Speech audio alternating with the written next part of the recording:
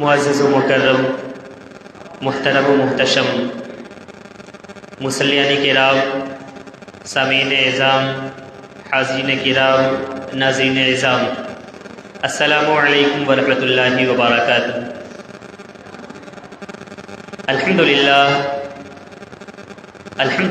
وحدہ والصلاة والسلام علی من لا نبی بعدہ وعلى آلہ واصحابہ المکرمین عندہ، اما بعد فاعوذ باللہ من الشیطان الرجیم، بسم اللہ الرحمن الرحیم۔ ان اولیاؤہ الا المتقون۔ آمنت باللہ صدق اللہ مولانا العظیم وبلغنا رسوله النبی الامین المکین المعین المبین المتین الکریم ونحن على ذلك لمن الشاہدین والشاکرین والحمد للہ رب العالمین۔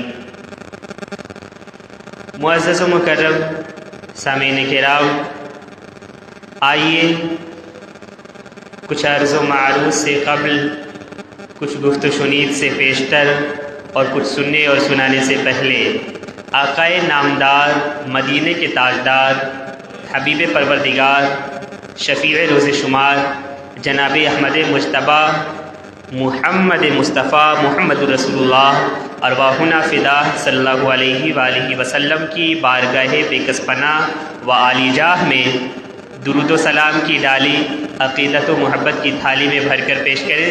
پڑھیں بآواز بلند، اللہم صلی وسلم وبارک علی سیدنا و مولانا و ماوانا و ملجانا محمد، معدن الجود والکرم، منبع العلم والحلم والحکم، و آلہ الکرام و ابنہ الکریم، بعدد کل ذرہ الف الف مرہ وبارک وسلم۔ حضرات محترم، خطبہ مسنونہ کے بعد میں نے جس آیہ مبارکہ کی تلاوت کی ہے اور تلاوت کر کے اپنے آپ کو مشرف و شرف یاب کیا ہے، پروردگار کائنات کا ارشاد گرامی ہے، ان اولیاؤہ الا المتقون، کہ تقوی شیار، پرہیزگار، متقی اور اہل تقوی وہی ہوتے ہیں جو اولیاء خدا ہوتے ہیں، یعنی اولیاء خدا ہی تقوی شیار اور پرہیزگار ہوا کرتے ہیں۔ حضرات محترم،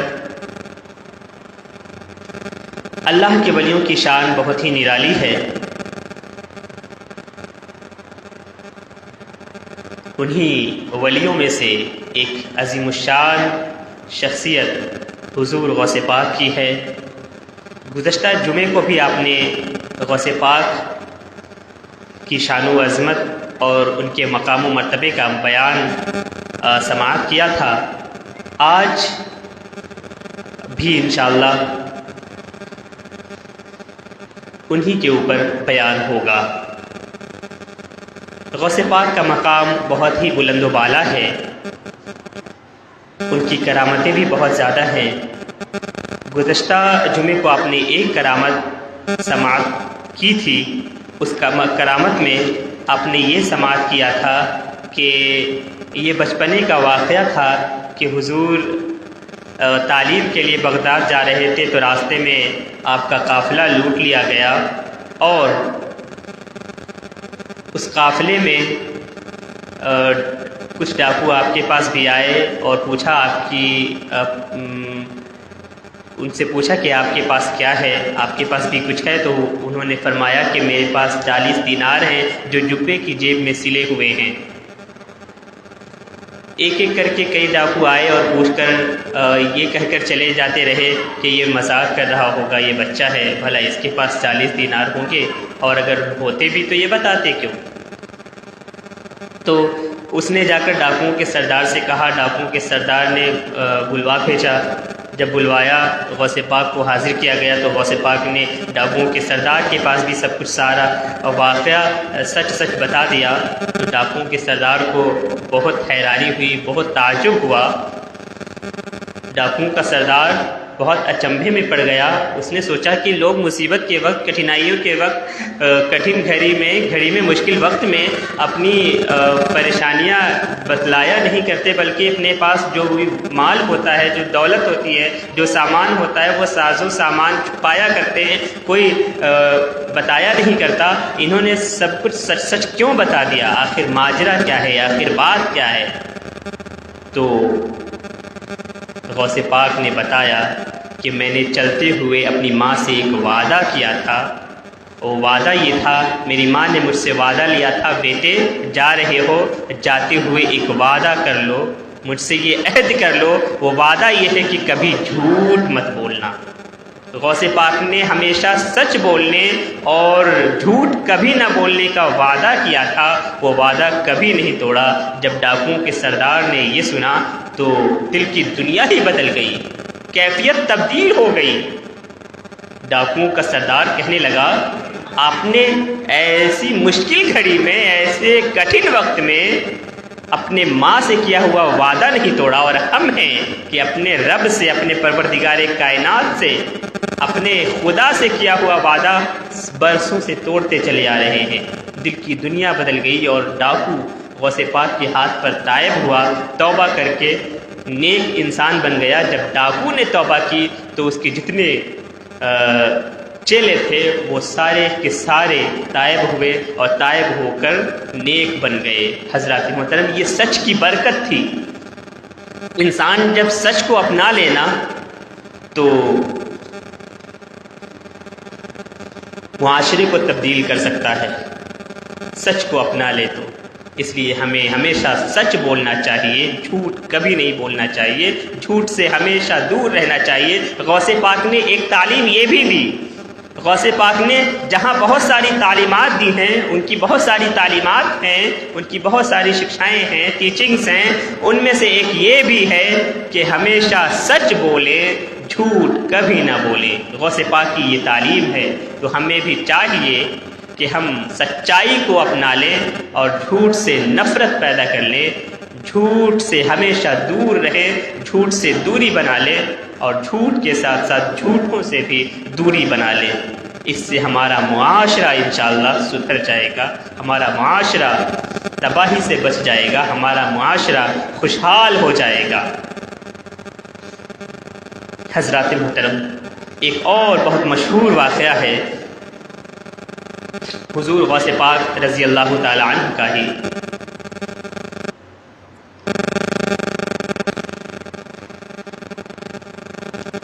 غوث پاک رضی اللہ تعالی عنہ کا واقعہ ہے کہ ایک شخص حضور غوث پاک کی خدمت میں حاضر ہوا اور اس نے کہا کہ میری بیٹی جس کا نام فاطمہ تھا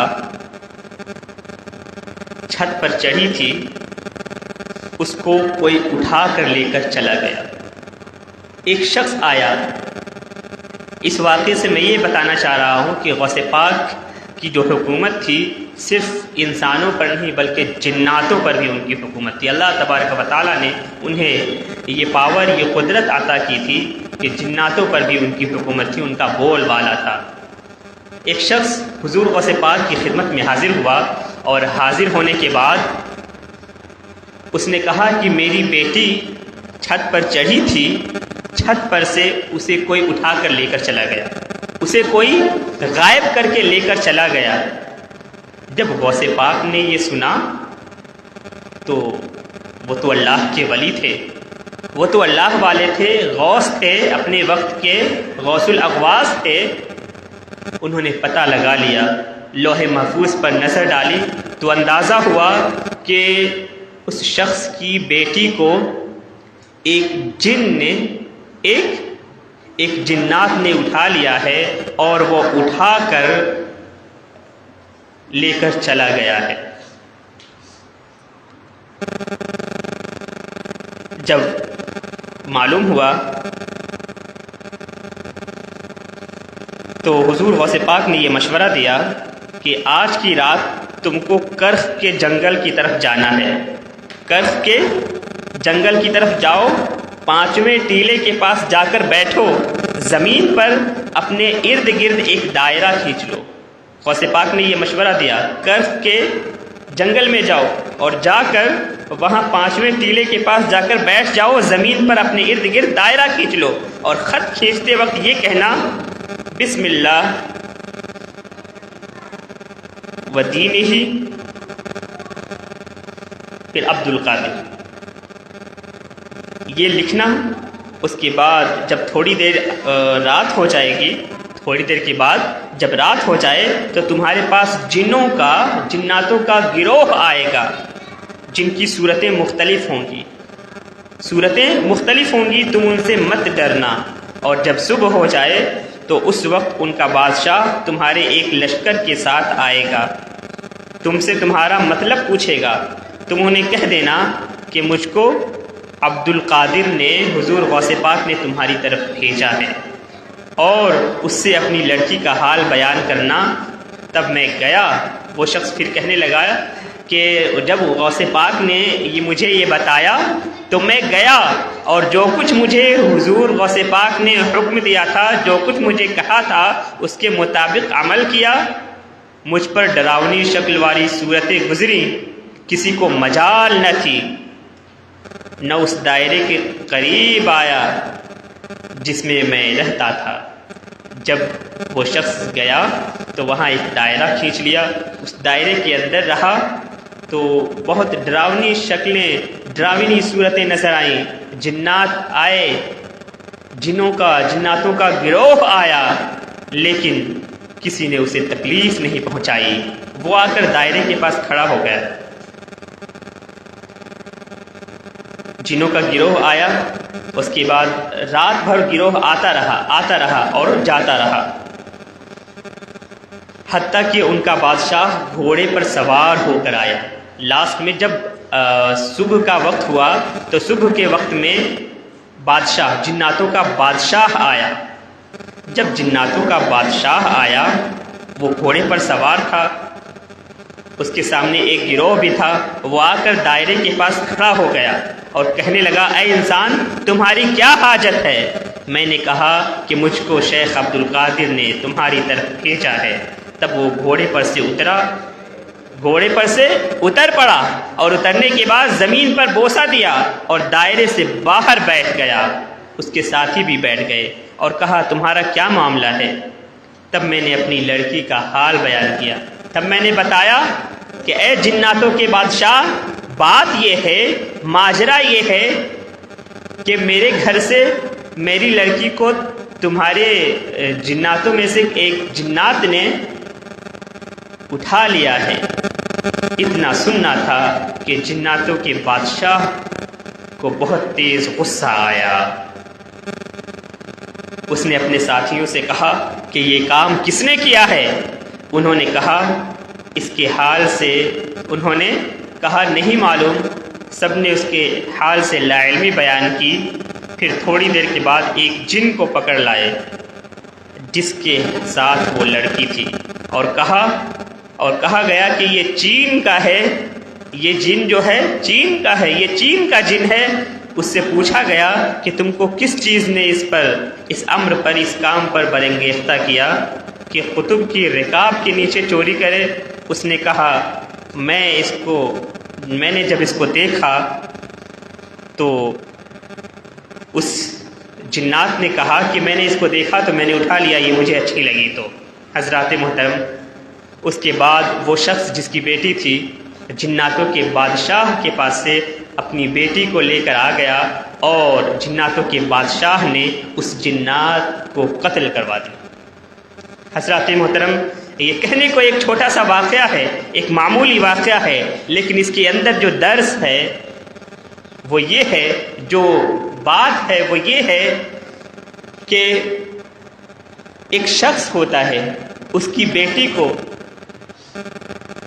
ایک جنات اٹھا کر لے کر چلا جاتا ہے اور وہ پریشان ہو جاتا ہے، تباہ حال ہو جاتا ہے۔ پریشانی کے عالم میں شیخ عبد القادر جیلانی کی بارگاہ میں آ کر فریاد کرتا ہے اور بتاتا ہے کہ ایسی بات ہے، معاملہ یہ ہے۔ تو حضرت عبد القادر جیلانی قدس سرہ فرماتے ہیں کہ تم ایسا کرو، تمہاری لڑکی کو ایک جنات نے اٹھا لیا ہے، تمہیں میں ترکیب بتا رہا ہوں، تم ایسا کرو، یہاں سے جاؤ، کرخ کے جنگل میں جاؤ، وہاں اونچے اونچے ٹیلے ملیں گے، پہاڑ ہوں گے، اوپر جانا اور وہاں ایک دائرہ کھینچ لینا، دائرہ کھینچ کر بسم اللہ اور میرا نام لکھنا، اور لکھنے کے بعد اس دائرے کے اندر رہنا، اس دائرے کے باہر مت نکلنا، اور رات بھر تمہیں ڈراؤنی شکلیں نظر آئیں گی، ڈراؤنی صورتیں نظر آئیں گی، لیکن یاد رکھنا تم ان ڈراؤنی شکلوں سے، ان ڈراؤنی صورتوں سے، ان جناتوں سے ڈرنا مت، دائرے کے اندر رہنا، دائرے سے باہر مت نکلنا۔ حضرات محترم، پھر غوث پاک نے یہ فرمایا کہ جب صبح کا وقت ہوگا تو جناتوں کا بادشاہ آئے گا، جناتوں کا بادشاہ آئے گا، اور جب جناتوں کا بادشاہ آئے گا، گھوڑے پر سوار ہوگا، تو وہ تم سے پوچھے گا اے انسان تمہاری کیا حاجت ہے، تم اس سے اپنی حاجت بتا دینا، تم اس سے اپنی ضرورت بتا دینا۔ جب صبح ہوئی جناتوں کا بادشاہ آیا، جب جناتوں کا بادشاہ آیا تو وہ گھوڑے پر سوار تھا، جیسے ہی دیکھا کہ ایک انسان ہے، دائرے کے اندر ہے، تو وہ بادشاہ، جناتوں کا بادشاہ پوچھنے لگا بتاؤ کہ آخر ماجرا کیا ہے، یہاں کیوں آئے ہو، تمہاری کیا حاجت ہے، تمہاری کیا ضرورت ہے؟ تو وہ شخص کہنے لگا کہ مجھے شیخ عبد القادر جیلانی نے بھیجا ہے، مجھے حضرت عبد القادر جیلانی قدس سرہ النورانی نے بھیجا ہے، آخر ماجرا کیا ہے؟ تو جیسے ہی غوث پاک کا نام سنا، جناتوں کا بادشاہ گھوڑے سے اتر پڑا، گھوڑے سے اترنے کے بعد وہ اس شخص کے پاس آ کر بیٹھ گیا اور پوچھنے لگا بتاؤ ماجرا کیا ہے؟ تو اس نے بتایا بات یہ ہے کہ میرے گھر کی چھت سے میری لڑکی کو کسی جنات نے اٹھا لیا ہے۔ جناتوں کے بادشاہ نے سارے جناتوں سے پوچھا، سب نے لا علمی ظاہر کی، سب نے بتایا نہیں، ہم میں سے تو کسی نے نہیں اٹھایا۔ تو تھوڑی دیر کے بعد ایک جنات اس کی بیٹی کو پکڑ کے لے کر آیا اور کہا، ایک جنات کو پکڑ کے لے کر آیا اور اس جنات کے ساتھ اس کی بیٹی تھی، کہا کہ یہ چین کا جن ہے، اس نے اس کی بیٹی کو اٹھایا تھا۔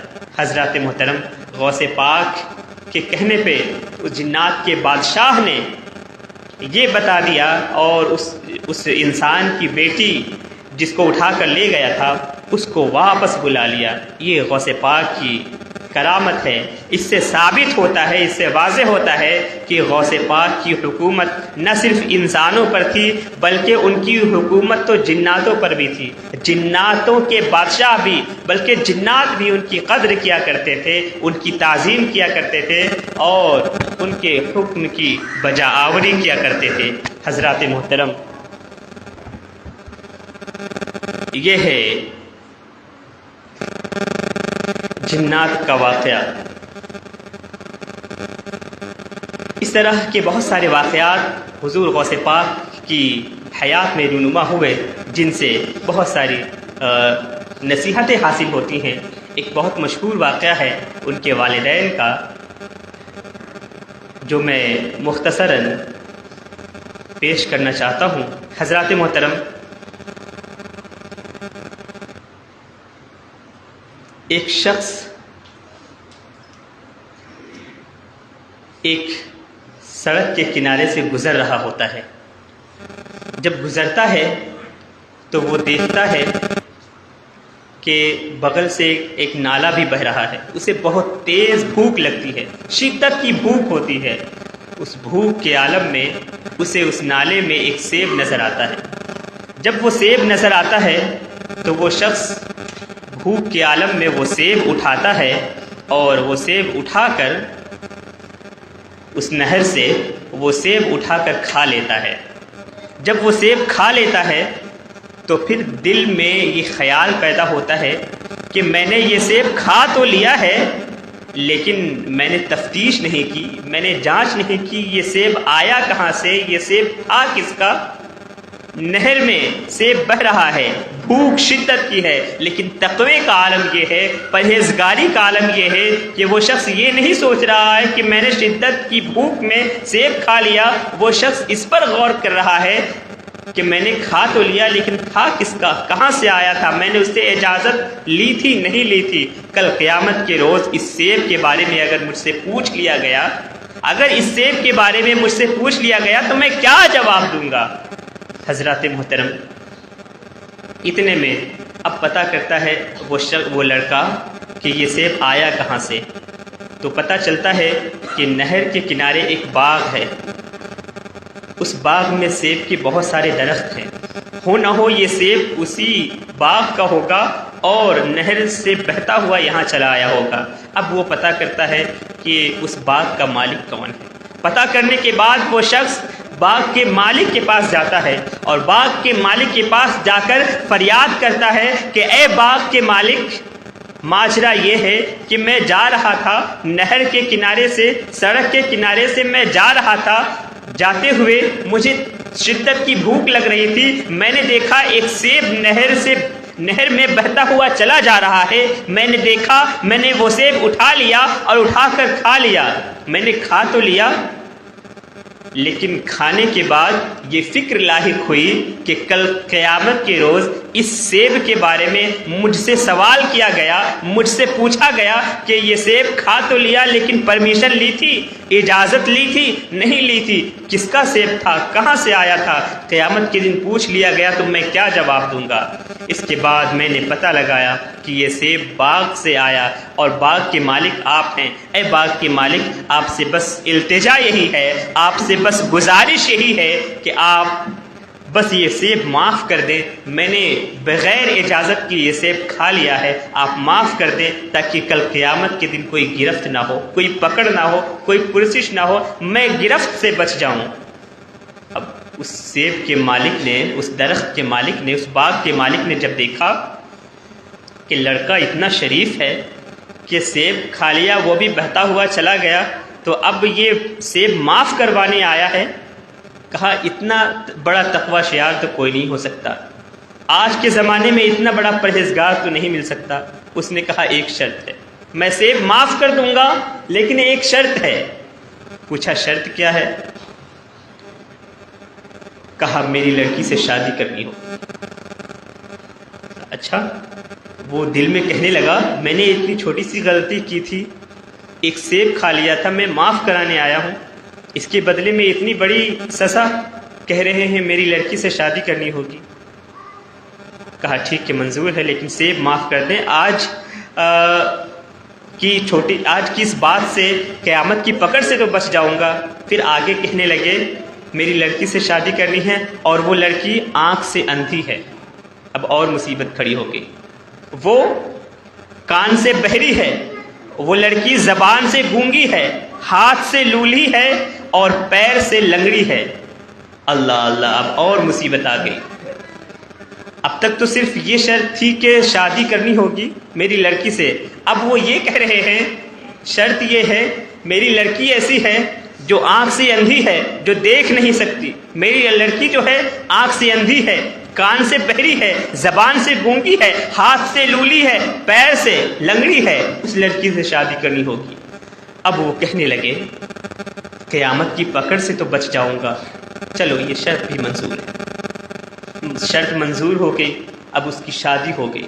جب نکاح ہوا، نکاح کے بعد جب وہ شخص اس لڑکی کے پاس جاتا ہے، اس بیوی کے پاس جاتا ہے تو دیکھتا ہے نئی نویلی دلہن ہے، حسین و جمیل ہے، حسن میں اس کا کوئی جواب نہیں۔ جب دیکھا تو وہ توبہ توبہ کرنے لگی، استغفر اللہ، کہیں میں غلط جگہ پہ تو نہیں آ گیا، میرے سسر نے تو یہ کہا تھا کہ میری لڑکی ایسی ہے جو آنکھ سے اندھی ہے، آنکھ سے دیکھ نہیں سکتی، کان سے بہری ہے، کان سے سن نہیں سکتی، زبان سے بول نہیں سکتی، گونگی ہے، لیکن یہاں تو صحیح سلامت ہے۔ وہ دوڑے دوڑے بھاگے بھاگے اپنے سسر کے پاس گئے، کہنے لگے حضور بات کیا ہے؟ آپ نے تو کہا تھا کہ زبان سے گونگی ہے، آنکھ سے اندھی ہے، کان سے بہری ہے، پیر سے لنگڑی ہے اور ہاتھ سے لولی ہے، لیکن یہاں تو ایک حسین و جمیل لڑکی ہے، پری پیکر لڑکی ہے، آخر ماجرا کیا ہے، بات کیا ہے؟ تو انہوں نے بات کہی کہ بات یہ ہے، میں نے اپنی لڑکی کو جو آنکھ سے اندھی کہا، بات یہ ہے میری لڑکی نے کبھی اپنی آنکھ سے کوئی غلط چیز نہیں دیکھی، میری لڑکی نے کبھی کان سے کوئی غلط چیز نہیں سنی، اس وجہ سے میں نے اسے کان سے بہری کہا۔ میں نے جو زبان سے گونگی کہا، اس وجہ سے نہیں کہا کہ وہ بول نہیں سکتی، میں نے اس وجہ سے کہا کہ میری لڑکی ایسی ہے کہ میری لڑکی نے اپنی زبان سے کبھی کوئی غلط بات نہیں کہی۔